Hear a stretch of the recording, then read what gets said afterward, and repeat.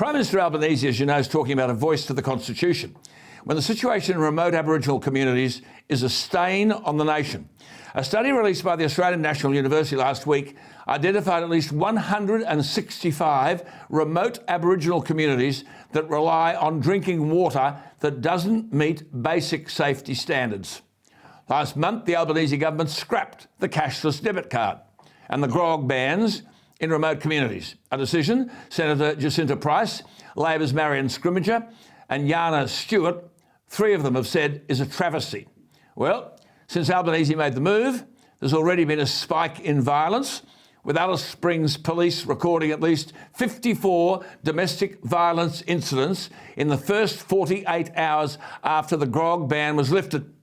So much for the left respecting and protecting women. Unfortunately, it seems the only thing Albanese cares about when it comes to our Aboriginal population is his beloved voice to Parliament. The man clearly hasn't done his homework. Earth to Albo. We already have Indigenous voices, Albo, in the Parliament, who were democratically elected.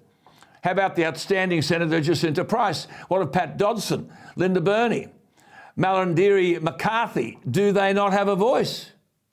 You see, the worst part about all of this is that when we have real Aboriginal role models standing up for what they believe in, woke white elites try to tear them down.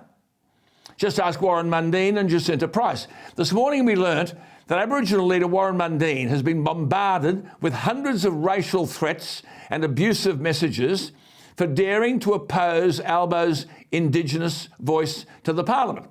Warren told the Daily Mail, and I quote, "I've had more racial abuse and threats in the past 2 weeks than my entire life. It's coming from people who aren't ignorant or uneducated.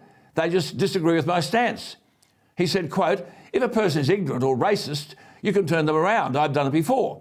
But when it's coming from educated people who are using racial attacks on you because they don't agree with you, that's dangerous," unquote.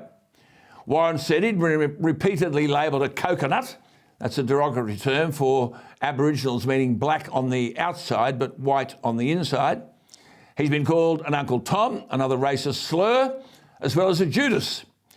According to the Daily Mail, a more eloquent comment came from a white finance executive who called Warren Mundine and Senator Jacinta Price hypocrites for, quote, "using your Aboriginality to legitimise the deficit narrative and empower privileged non-Indigenous people to preserve the status quo," unquote, whatever that means.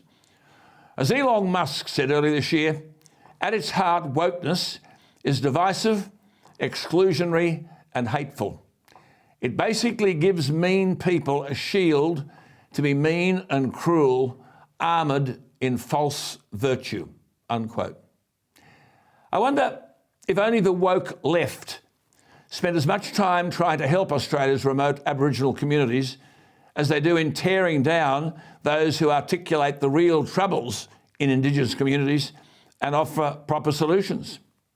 A voice to the Parliament, sadly, is not one of those solutions.